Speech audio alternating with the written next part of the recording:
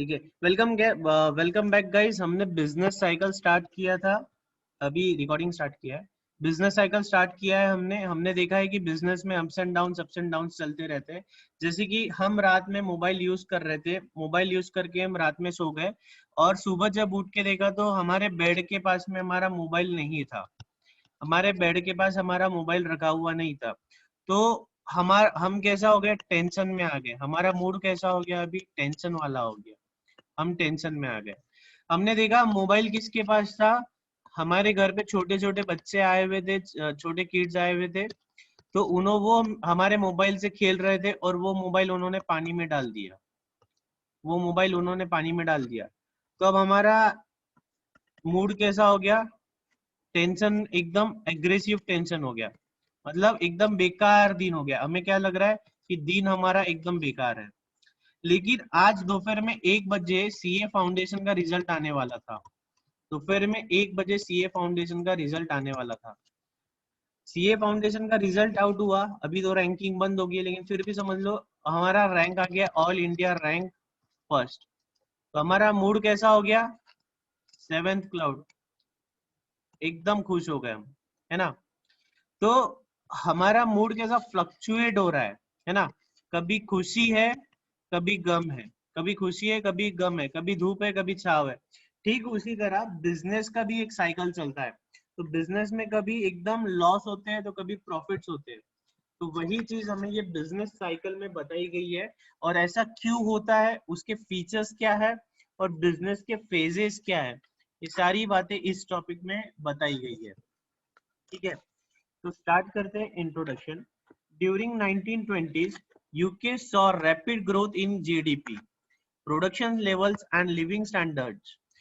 The growth was fueled by new technologies and production process such as the assembly line. The economic growth also caused an unprecedented rise in the stock market. तो ये क्या बोल रहा है, 1920 में UK में क्या हुआ, ग्रोथ, मतलब खुशी आई। China's recent economic slowdown and financial mayhem are fostering a cycle of decline and panic across much of the world, as countries of nearly every continent see escalating risks of prolonged slumps, political disruptions, and financial losses. Second example क्या बता रहा है, tension वाला बता रहा है, गम वाला, है ना। तो what are these? These are the examples of business cycle.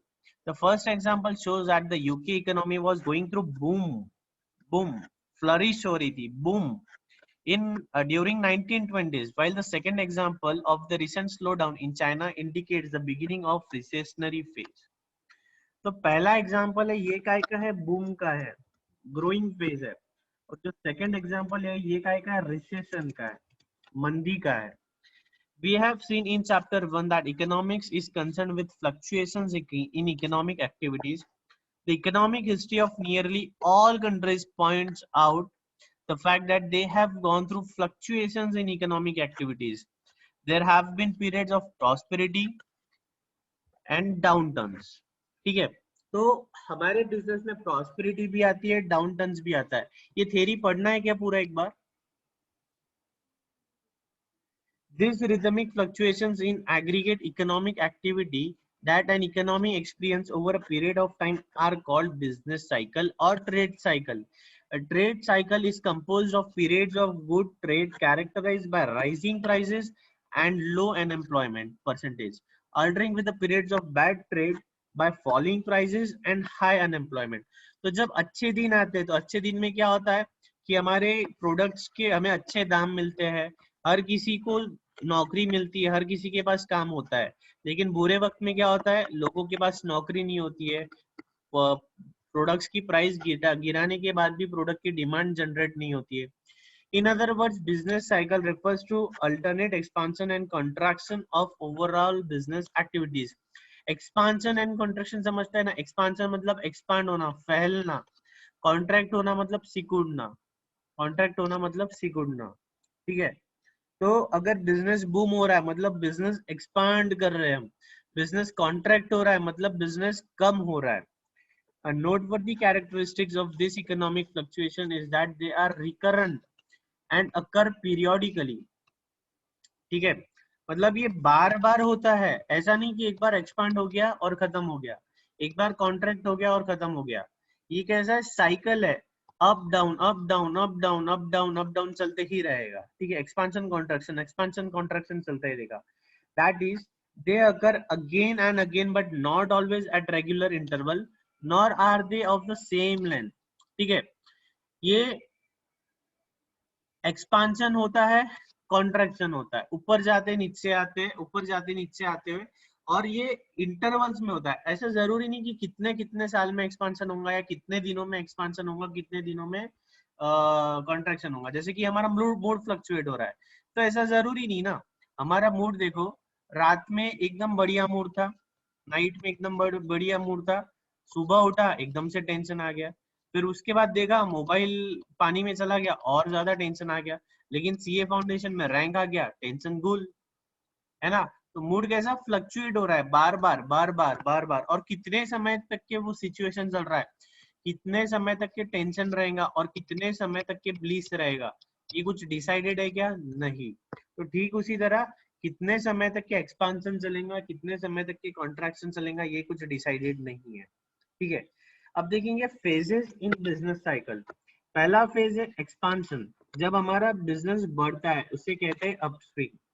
दूसरा फेज है पीक, बूम और प्रॉस्पेरिटी। इसे पीक ही बोलो, बूम मत बोलो, क्योंकि बूम यहाँ पे भी बोला है। ये क्या, एक्सपांशन मतलब बूमिंग शुरू है ना, ग्रोथ शुरू है। एक्सपांशन मतलब ही क्या, ग्रोथ। पीक प्रॉस्पेरिटी, जब हम एकदम टॉप पे आ जाते हैं उसे कहेंगे पीक। उसके बाद कॉन्ट्रैक्शन मतलब डाउनवर्ड फॉलिंग, बिजनेस कम हो रहा है। और उसके बाद ट्रफ और डिप्रेशन, उसके बाद ट्रफ और डिप्रेशन। तो देखो हमारा बिजनेस कैसा चलता है, हमारा बिजनेस चलता है जैसे कि हमने बिजनेस स्टार्ट किया, तो धीरे धीरे धीरे हमारा बिजनेस बढ़ने लगता है, बढ़ने लगता है, बढ़ने लगता है, बढ़ने लगता है। तो ये जो फेज है, ग्रोथ वाला जो फेज है, एकदम फास्ट ग्रोथ हो रहा है, इस फेज को हम बोलते हैं एक्सपांशन। ये जो ग्रोथ वाला फेज है इसे हम कहते हैं एक्सपांशन। एक्सपांशन होने के बाद में हम आ जाते एकदम पीक पे, हम मार्केट लीडर बन जाते हैं, हमारा बिजनेस एकदम टॉप पे चलते रहता है, एकदम टॉप पे बढ़िया स्टेबल रहता है, चलते रहता है। फिर उसके बाद क्या होता है, मार्केट में कुछ होता है और हमारा बिजनेस कम कम कम कम कम कम कम होने लगता है, तो इसे कहते हैं कॉन्ट्रैक्शन। हमारा बिजनेस कम होने लगता है तो इसे कहेंगे कॉन्ट्रैक्शन। अब बिजनेस बढ़ता क्यों है और कॉन्ट्रैक्ट क्यों होता है ये अभी हम समझेंगे, आगे लिखा है सब। बिजनेस बढ़ने वाली सिचुएशन को बोलते हैं एक्सपांशन, ऊपर टॉप पे रहने वाली सिचुएशन को बोलते हैं कॉन्ट्रैक्शन, और उसके बाद गिरने वाली सिचुएशन को बोलते हैं हम सॉरी, बढ़ने वाली सिचुएशन को बोलते हैं एक्सपांशन, टॉप पे वाली सिचुएशन को बोलते हैं पीक, और गिरने वाली सिचुएशन को कहते हैं कॉन्ट्रैक्शन। फिर कॉन्ट्रैक्शन के बाद में क्या होता है, फिर से हमारा एक्सपांशन चालू होता है, फिर पीक पे जाते हैं और फिर से बिजनेस गिरता है, फिर से एक्सपांशन चालू होता है, पीक पे जाते हैं फिर गिरता है। तो ये क्या है, बिजनेस की साइकिल है। अब इसमें ध्यान देना, ये जो बिजनेस की साइकिल है ये ऐसी नहीं है, एक्सपांड हुए पीक पे आए नीचे गिरे, एक्सपांड हुए पीक पे आए नीचे गिरे, एक्सपांड हुए पीक पे आए नीचे गिरे, ये ऐसी नहीं है, ये ऐसी नहीं है, फ्लैटनिंग नहीं है, ये फ्लैटनिंग नहीं है, ये क्या है, ये ग्रोविंग है, ये अरे ये कैसी है, ग्रोविंग है। ऊपर नीचे चल रही है लाइफ, लेकिन लाइफ में हम कहाँ बढ़ रहे हैं, आगे बढ़ रहे हैं। तो ये कैसा है, ग्रोविंग ट्रेंड है, इसका ट्रेंड ट्रेंड कैसा है, ग्रोविंग ट्रेंड है, मतलब अपवर्ड राइजिंग ट्रेंड है, अपवर्ड राइजिंग ट्रेंड है, अपवर्ड राइजिंग, ठीक है। मतलब ये क्या, पॉजिटिव स्लोप है, ठीक है। तो ये है हमारा बिजनेस साइकिल, ये समझ में आया क्या आपको? हाँ सर। ये टाइम लाइन है, एक्स एक्सिस पे टाइम बता रहा है, जैसे जैसे टाइम बीत रहा है हमारा ये लाइफ का साइकिल, ये हमारे बिजनेस का साइकिल चल रहा है। अच्छा आपको समझ में आया? हाँ सर। ठीक है, वंशिका ये रीड करो expansion.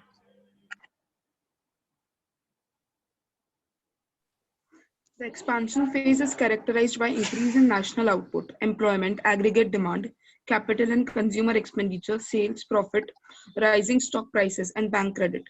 This state continues till there is full employment of resources and production is at its maximum possible level using the available productive resources.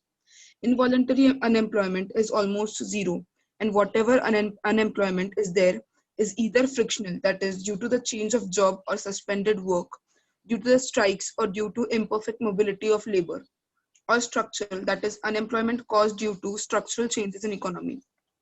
Prices and costs also tend to rise faster. Goods amount of net investment occurs and demand for all type of goods and services rises. There is altogether increasing prosperity and people enjoy high standard of living due to high level of consumer spending. Business confidence, production, factor income, profit and investment. The growth rate eventually slow down and reach its peak.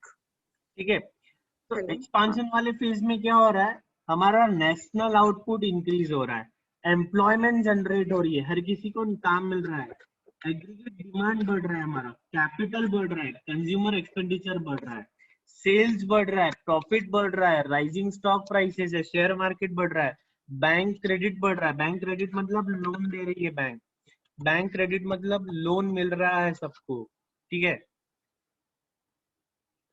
Income बढ़ रही है, profit बढ़ रहा है, अगर हमारे पास ज्यादा पैसा आएगा तो हम ज्यादा एक्सपेंडिचर करेंगे, है ना, तो सारी बातें बढ़ रही है, तो एकदम बूमिंग सिचुएशन है, और ये कब till there is full employment of resources, तो ये कब तक बढ़ेगा, हमारा ग्रोथ कब तक होएगा, जब तक हमारे पास जितने भी रिसोर्सेज, जैसे कि हमने 1 लाख यूनिट कैपेसिटी का मशीन लाया है, तो क्या हम डे 1 से 1 लाख यूनिट्स प्रोड्यूस करते हैं क्या, नहीं, हम पहले 20,000, 30,000, 40,000, 50,000 ऐसा करके हम 1 लाख पे पहुंचते हैं, तो जब 1 लाख पे पहुंच गए तो इसका मतलब क्या हुआ, जो हमारे रिसोर्सेज थे, हमारी जो प्लांट एंड मशीनरी थी, वो 100% कैपेसिटी पे यूटिलाइज कर रहे हैं, तो इसका मतलब क्या हो गया, पीक हो गया, 100% या नियर 100% या नियर 100% कैपेसिटी में हम ऑपरेट कर रहे हैं, तो हमारे जितने भी रिसोर्सेज है उनको हम प्रॉपरली यूज कर रहे हैं, ठीक है, और जो प्रोडक्शन है वो मैक्सिमम पॉसिबल लेवल पे, मतलब वही 1 लाख यूनिट्स, ठीक है,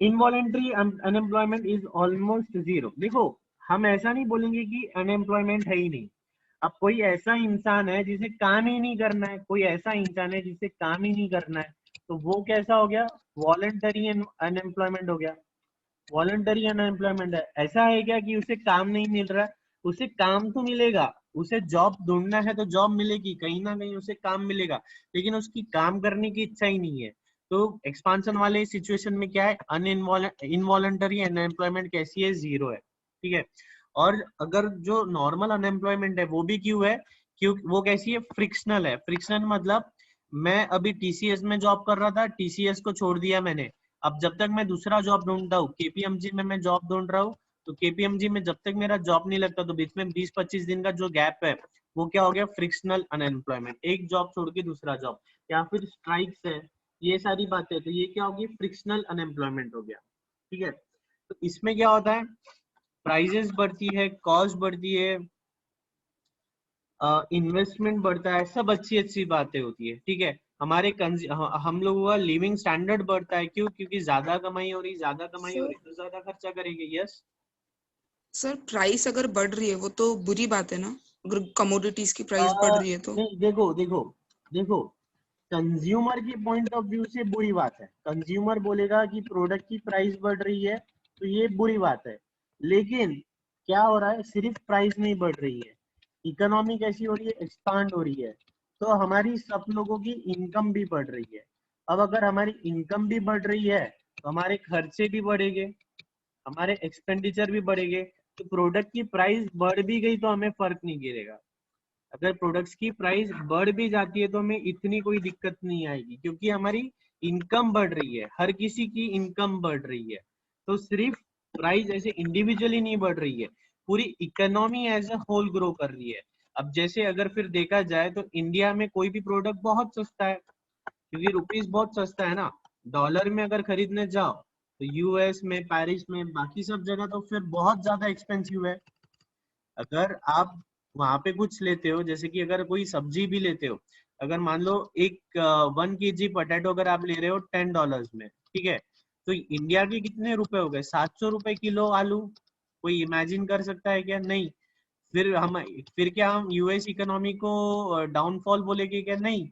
यूएस इकोनॉमी तो कैसी है? डेवलप्ड इकोनॉमी है एकदम, है ना, बूमिंग इकोनॉमी है, बूम्ड इकोनॉमी है वो। तो महंगाई है लेकिन उतनी कमाई भी है, उतनी उनकी अर्निंग भी है, उतना वहां का इंसान कमा भी रहा है। तो इसलिए ये कोई बुरी बात नहीं है। सिर्फ प्राइस बढ़ रही है और हमारी इनकम नहीं बढ़ रही है, बाकी सारे फैक्टर्स कांस्टेंट है, तो फिर ये बुरी बात है, तो फिर ये बुरी बात है। ठीक है, अच्छा समझा? हाँ सर। ठीक है, हर्षा पीक रीड करो। सर आपकी वॉइस क्लियर नहीं है अभी।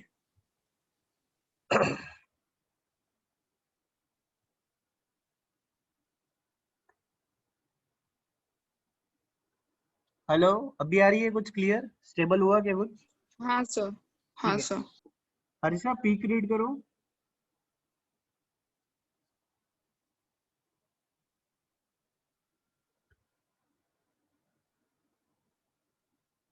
हर्षा,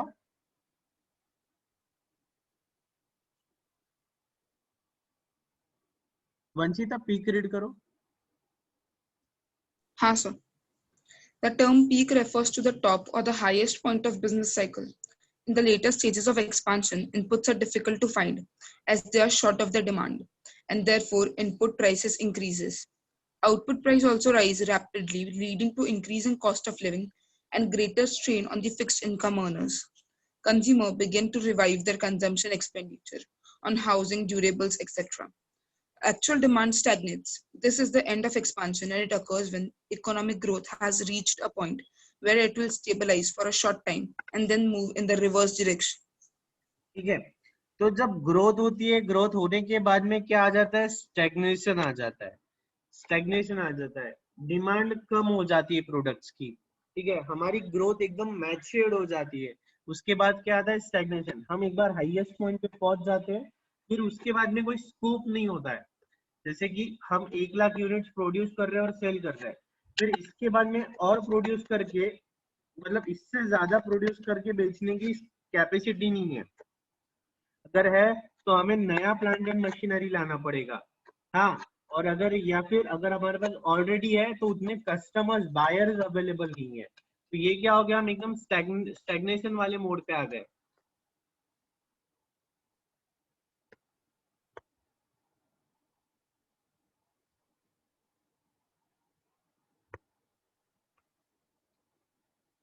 स्क्रीन दिख रहा है क्या? हाँ सर, शेयर हो रहा है।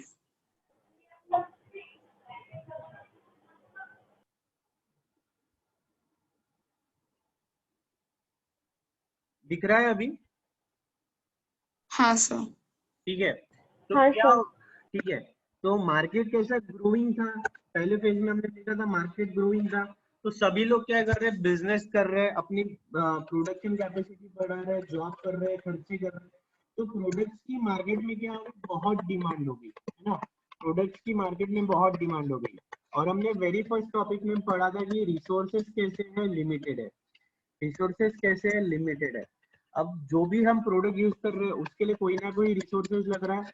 अब प्रोडक्ट्स की डिमांड बढ़ गई तो रिसोर्सेज की डिमांड बढ़ जाएगी, प्रोडक्ट्स की डिमांड बढ़ गई तो रिसोर्सेज की डिमांड बढ़ जाएगी। अब अगर रिसोर्सेज की डिमांड बढ़ गई तो उसका सप्लाई तो कैसा है? लिमिटेड है। अब लिमिटेड सप्लाई तो हम क्या करेंगे? वो उसकी कॉस्ट बढ़ जाएगी। जो इनपुट्स है, इनपुट्स की कॉस्ट बढ़ जाएगी। और एक बार जब इनपुट्स की कॉस्ट बढ़ गई तो फिर हमारी प्रोडक्शन कॉस्ट बढ़ जाएगी। प्रोडक्शन कॉस्ट बढ़ गई तो हमारी प्रॉफिटेबिलिटी कम हो जाएगी। प्रॉफिटेबिलिटी कम हो गई मतलब स्टैग्नेंट हो जाएगी। एकदम कम भी नहीं होगी लेकिन स्टैग्नेंट हो जाएंगी, पहले फेज में स्टैग्नेंट हो जाएगी। तो हमारी प्रॉफिटेबिलिटी कैसी होंगी? स्टैग्नेंट हो जाएंगी। कुछ बढ़ भी नहीं रहा है प्रॉफिट, कुछ कम भी नहीं हो रहा है। जैसे ऑपरेट कर रहे थे हम वैसे ही ऑपरेट करते रह रहे हैं। ये क्या है? पीक है।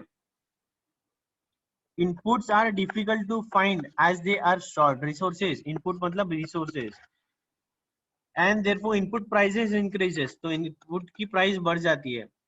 Output prices also rise rapidly, leading to the increased cost of living and greater strain on fixed income earners. Consumers begin to review the consumption expenditure on housing, durable goods, etc. अब देखो जो businessman है, अगर raw material की price बढ़ रही है, तो अगर रॉ मटेरियल की प्राइस बढ़ रही है मतलब इनपुट्स की प्राइस बढ़ रही है, तो उसकी कॉस्ट बढ़ रही है, उसकी कॉस्ट बढ़ रही है तो वो सेलिंग प्राइस बढ़ा देगा एक बार का। ये बिजनेसमैन के लिए पॉसिबल है। लेकिन जो व्यक्ति जॉब कर रहा है मतलब उसकी अर्निंग कैसी है, फिक्स्ड अर्नर है वो, उसकी अर्निंग फिक्स्ड है। अब अगर प्रोडक्ट्स की प्राइस बढ़ी रही है तो उसके खर्चे बढ़ जाएंगे, उसके खर्चे बढ़ जाएंगे तो उसकी सेविंग्स कम होंगी, और हमें सेविंग्स कम करना है कि नहीं, तो फिर वो क्या करेगा, रिव्यू करेगा उसके खर्चों को, वो रिव्यू करेगा कि मैं कहीं गलत तो खर्चा नहीं कर रहा। फिर वो जो बेफिजूल में ज्यादा क्या खर्चा कर रहा था वो थोड़ा कम करेगा, एक्सपेंडिचर थोड़े कम होंगे। एक्सपेंडिचर कम हुए इसी का मतलब क्या हो गया, इन लोगों के जो बिजनेसमैन है, बिजनेसमैन का प्रोडक्ट कम सेल होगा, बिजनेसमैन का प्रोडक्ट कम सेल हुआ मतलब ही क्या हो गया, स्टैग्नेंट हो गया बिजनेस, बिजनेस कैसा हो गया, स्टैग्नेंट। ठीक है, समझ में आया ये ठीक? हाँ sir. Harshad contraction Yes, read sir. करो, कॉन्ट्रैक्शन रीड करो Harshad. The economy cannot continue to grow endlessly. As mentioned above, once peak is reached, increase in demand is halted and starts decreasing in certain sectors. During contraction, there is fall in the levels of investment and employment. Producers do not instantaneously recognize the pulse of the economy and continue anticipating higher levels of demand, and therefore maintain their existing levels of investment and production. The consequence is a discrepancy or mismatch between demand and supply.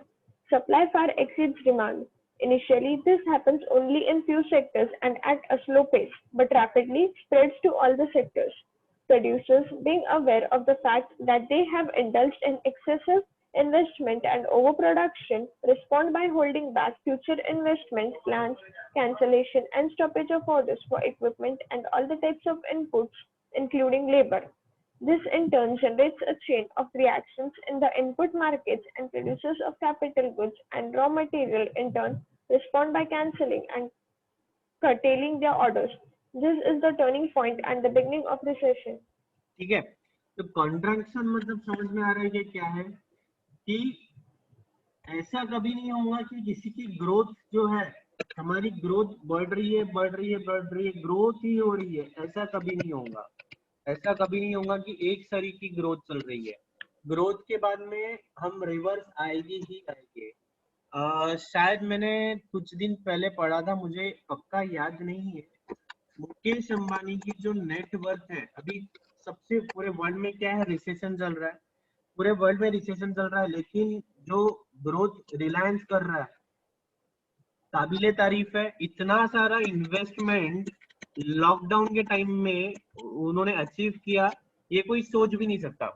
Generally जब आपको पता है कि human tendency क्या होती है, जब भी ऐसा कुछ होता है जैसे कि लॉकडाउन मतलब रिसेशन होता है, तो जब रिसेशन होता है तो लोग क्या करते हैं, एक्सपेंडिचर कम करते हैं, हम अपने खर्चे कम करते हैं और सेविंग्स बढ़ा देते हैं। जब भी ऐसा कुछ होता है ना, ऐसी कोई इकोनॉमिक क्राइसिस आता है ना, तो हम लोग क्या करते हैं, हमारे एक्सपेंसेस कम कर देते हैं और सेविंग्स बढ़ा देते हैं। ये पूरे वर्ल्ड वाइड देखे जाने वाला ट्रेंड है। तो एक्सपेंस कम कर रहे हैं और साथ ही साथ एक्सपेंस कम कर रहे हैं मतलब हमारे इन्वेस्टमेंट्स भी कम कर देते हैं हम। इन्वेस्टमेंट्स भी कोई नवे वेंचर में या कोई नए बिजनेस में या कोई नए स्टार्टअप में या किसी कंपनी के शेयर में, ये सब कम कर देते। हम सेविंग्स देखते कहाँ पे, लो बीटा स्टॉक्स में, मतलब जहां पे रिस्क नहीं है, हम रिस्क फ्री जगह हमारा पैसा पार्क करते। क्यों? क्योंकि इकोनॉमी का कुछ बोलते नहीं आता, रिसेशन है, कभी भी तबाही हो रही है ना। तो ऐसे टाइम में रिलायंस ग्रुप ने करोड़ों रुपया अभी जुटाया, फेसबुक अलग अलग कंपनियों ने उसमें इन्वेस्टमेंट किया। तो ये काफी काबिले तारीफ बात है, मतलब ये अभी ग्रोइंग फेज है। लेकिन मैंने शायद जहां तक मुझे याद है मैंने पढ़ा था कि कुछ 2006 या 2007 में मुकेश अंबानी की जो नेटवर्थ थी उतनी ही आज है, उतनी ही आज है मुकेश अंबानी की, या मुकेश अंबानी की पढ़ा था मैंने। तो ऐसा नहीं कि मुकेश अंबानी ने ग्रोथ नहीं किया, उन्होंने ग्रोथ किया डाउनफॉल आया, ग्रोथ किया डाउनफॉल आया। तो ये जितना ग्रोथ था ये सब कंपेंसेट हो गया कंट्रैक्शन से। तो उस दिन का नेटवर्क और आज का नेटवर्क, ये आज का नहीं है, ये शायद ये बैकडेटेड है कुछ 2016-17। ये मुकेश अंबानी का या अनिल अंबानी का था, 2 या 3 साल पहले का डेटा है ये। तो कैसा है, ऐसा कभी नहीं होगा कि ग्रोथ होगा। जैसे कि अभी रिलायंस के शेयर प्राइसेस 2100 चल रहा है, ऑल टाइम हाई चल रहा है। अब ये क्या 2100 ही रहेगा क्या? नहीं, अभी ये गिरेगा। मतलब मैं नहीं बोल रहा हूँ गिरेगा, गिरेगा भी, बढ़ेगा फिर गिरेगा, बढ़ेगा फिर गिरेगा, बढ़ेगा फिर गिरेगा। लेकिन लॉन्ग टर्म में कैसा है, ग्रोविंग ट्रेंड मिलेगा हमें, लॉन्ग टर्म में ग्रोविंग ट्रेंड मिलेगा। ठीक है, तो हमने देखा कॉन्ट्रैक्शन। तो कॉन्ट्रैक्शन में क्या होता है कि जो इन्वेस्टमेंट होती है, इन्वेस्टमेंट कम हो जाती है, लोग इन्वेस्टमेंट करना छोड़ देते हैं, हम नया बिजनेस स्टार्ट नहीं करते। लॉकडाउन में किसी ने नया बिजनेस स्टार्ट किया क्या? बहुत कम लोगों ने किया। ठीक है, और जो इसमें क्या होता है कॉन्ट्रैक्शन में, प्रोडक्ट की डिमांड कम हो जाती है। लेकिन जो प्रोड्यूसर्स है उन्हें ये एकदम से ध्यान में नहीं आता है कि प्रोडक्ट की डिमांड कम हो गई है, तो वो क्या करते हैं, अपना जो सप्लाई है वो सप्लाई कंटिन्यू रखते हैं। तो इससे क्या होता है कि सप्लाई बढ़ गया और डिमांड कम हो गई, तो ये क्या हो जाता है, एक गैप हो जाती है। गैप हो गई तो हम प्रोड्यूसर को लॉस हो जाता है। बिजनेस में हमने प्रोड्यूस करके रखा लेकिन वो बिक ही नहीं रहा है, तो हम क्या होता है, हमारा प्रॉफिट कम होने लगता है, बिजनेसमैन का प्रॉफिट कम होने लगता है। प्रॉफिट कम हो रहा है मतलब ही क्या है, रिसेशन हो रहा है, उसका बिजनेस कॉन्ट्रैक्ट हो रहा है, उसका बिजनेस कॉन्ट्रैक्ट हो रहा है। ठीक है, तो इसे कहते हैं contraction. Supply far exceeds the demand. ठीक है, producers being aware of the fact that they have indulged in excessive investment and overproduction respond by holding back future investment plans. देखो, अब बिजनेसमैन बेवकूफ तो है ही नहीं। अब बिजनेसमैन ने पहले डिमांड जज नहीं कर पाया, इसने ज्यादा प्रोड्यूस कर दिया। ठीक है, अब बिजनेसमैन को ध्यान में आ गया कि हमारा प्रोडक्ट बिक नहीं रहा है, तो हर कोई सोचता क्या है, हम आसमान छुएंगे, तो हमारा ग्रोथ की ही प्लानिंग चलती रहती है। लेकिन बीच में क्या हो गया, गैप आ गई, हम जितना बना रहे हैं वही बेच नहीं पा रहे, तो बिजनेसमैन क्या और ग्रोथ का सोचेगा क्या? हम सोच रहे थे new plant and machinery purchase करेंगे या न्यू जोग्राफिकल एरिया एक्सप्लोर करेंगे। अभी तक हम सिर्फ महाराष्ट्र में सेल करते थे, अब एमपी और गुजरात में भी सेल करेंगे, ऐसा हम सोच रहे थे। लेकिन जब ऐसा रिसेशन आया तो फिर बिजनेसमैन को ध्यान में आया कि हम जो नया नया इन्वेस्टमेंट करने वाले थे वो हम नहीं करेंगे। ठीक है, हम जो नए प्लांट एंड मशीनरी खरीदने वाले थे वो नहीं करेंगे, अगर हमने ऑर्डर दिया है तो उसको हम स्टॉप कर देंगे। ठीक है, तो ये था कॉन्ट्रैक्शन। कॉन्ट्रैक्शन कब स्टार्ट होता है, इकोनॉमी पहले बढ़ती है, फिर कुछ टाइम स्टैग्नेंट रहती है, फिर रिवर्स गियर ले लेती है। तो जो रिवर्स गियर वाला सिचुएशन है वो है कॉन्ट्रैक्शन, वो होता है कॉन्ट्रैक्शन। आगे बढ़ो अर्षा। सर कॉन्ट्रैक्शन को फिर रिसेशन ही बोलते ना? कॉन्ट्रैक्शन को एग्जैक्टली रिसेशन नहीं बोलते, जब एकदम ही मंदी आ जाती है, जब एकदम ही नीचे गिर जाते हैं हम, उसको रिसेशन बोलेंगे। देखो कैसा है, लेकिन सर रिसेशन और डिप्रेशन में फर्क क्या हुआ? हाँ, जो एक्सेसिव रिसेशन है, अगर बहुत ही जैसे कि द ग्रेट इकोनॉमिक डिप्रेशन आया था जो 1929 में, जो रिसेशन आया था। तो वॉइस क्लियर नहीं है। हेलो, अभी स्टेबल हुआ? हाँ सर। तो जो 1929 में जो रिसेशन आया था वो बहुत बड़ा रिसेशन था, बहुत लंबे समय तक के चला था, तो उसे हम डिप्रेशन, उसे बोलते हैं डिप्रेशन। सर अभी भी क्लियर नहीं है।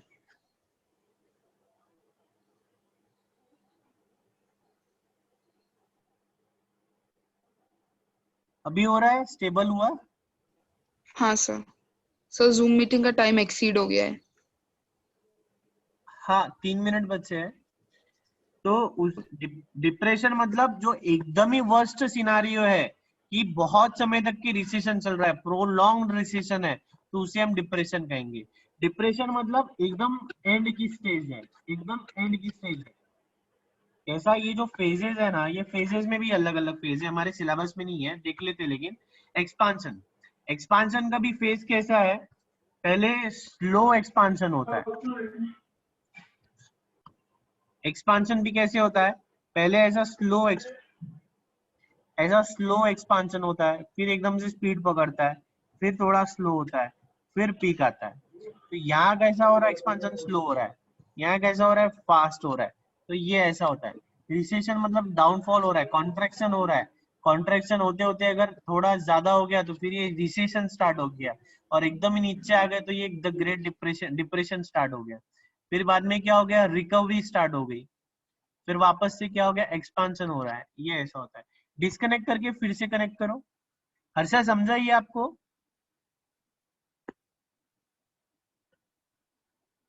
हर्षा